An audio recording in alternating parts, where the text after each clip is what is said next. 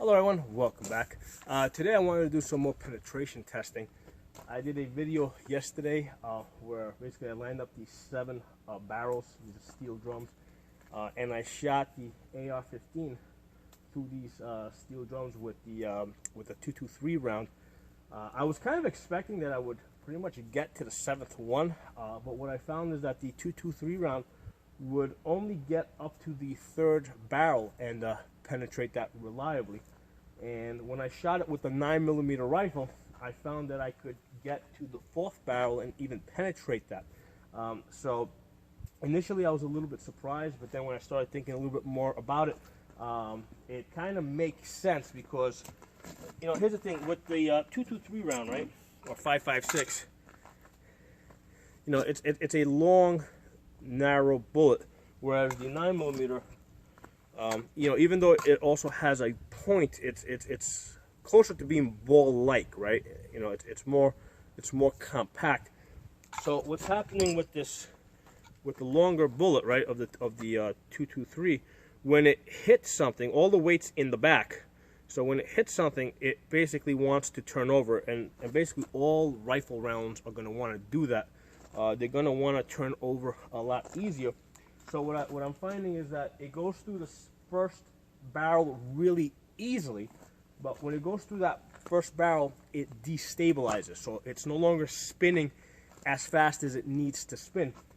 So by the time it gets to the 2nd barrel, it's going in sideways. Okay, and then it goes through both sides of that, and by the time it gets to the 3rd barrel, you know, it's already made a couple of tumbles.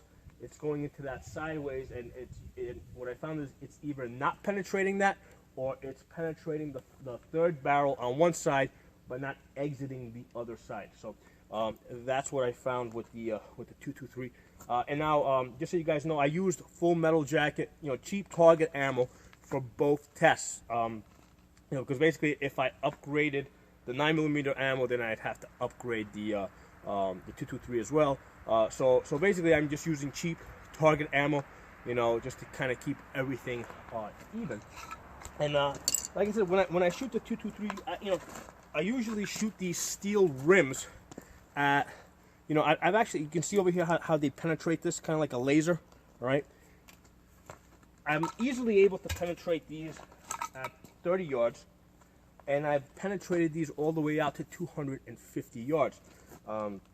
So the interesting thing that we're learning out of this is that, you know, yeah, you know, that the AR-15, it's shooting this .223 round. You know, it's got like a muzzle energy of 1,200 foot-pounds compared to the 350 foot-pounds of the 9mm. So it's got a lot more energy when it's flying through the air. But once it impacts a barrier and it starts destabilizing, the .223 round loses that energy a lot faster.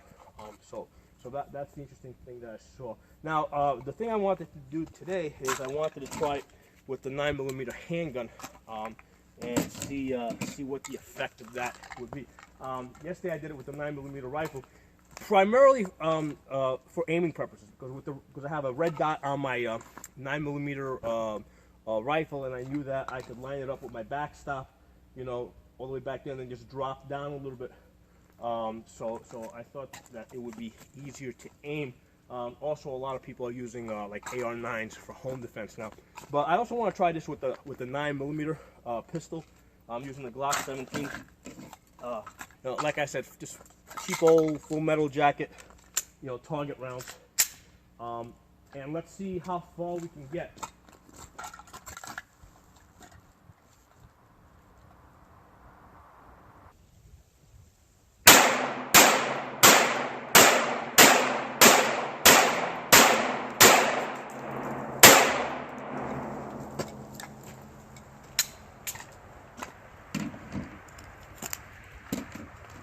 Okay, let's see what we got.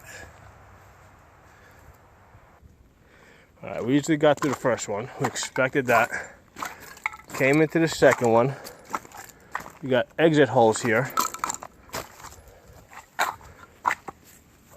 And all right, so the old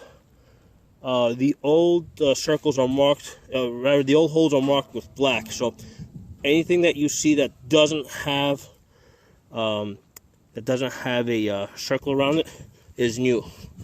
So we're definitely getting to the third barrel. That one looks like it went off at a weird angle. That went off at a weird angle. So they're definitely like dispersing. So as they're coming through the second barrel and they're hitting the third one, they're definitely starting to destabilize. With the rifle, with the 9mm rifle, we saw that they they had a lot more stability when they came through.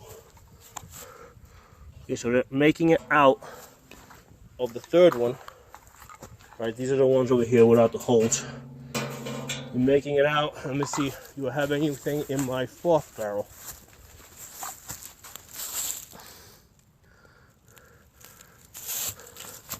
Looks like one making it through here.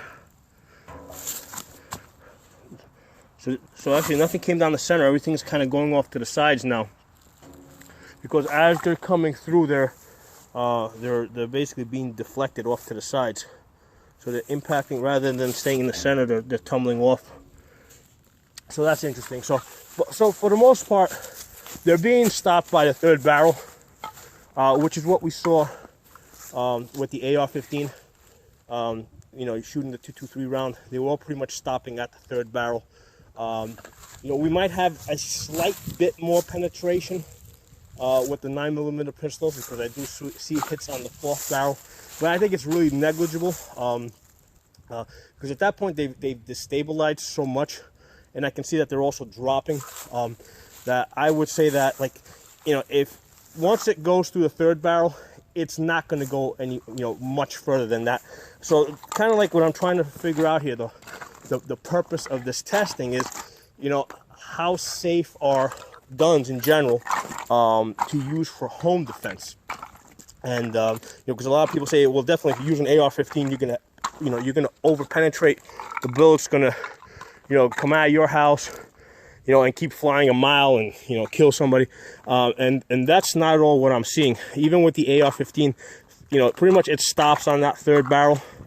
And we can kind of, if I had to guess, I'd say that because the barrel is a little bit denser than than the sheetrock. I would say that each side is probably equal to about 3 pieces of sheetrock. All right. If I had to guess, I mean, that's what I would say as far as strength. But once it goes through that first barrier and then the second barrier, it's losing a lot of stability. So in general, most home defense guns, 9mm, AR-15 shooting the 223 5.56 round, they're not going, in most cases, they're not going to over penetrate. Now, I wouldn't want to do it on purpose, but if you have to use a gun for any gun, even the AR-15 for home defense, it's really not going to over penetrate much more than a 9mm.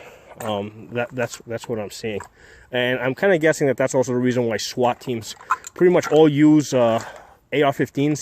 These are the results of my testing. And like I said, this is really not about the barrels. It's not what, how many barrels can we penetrate, because you can substitute sheetrock, wood, even pumpkins, right? If we line up 100 pumpkins, the idea of the test is how many pumpkins will the 223 get through versus the 9mm. That's what the nature of this testing is.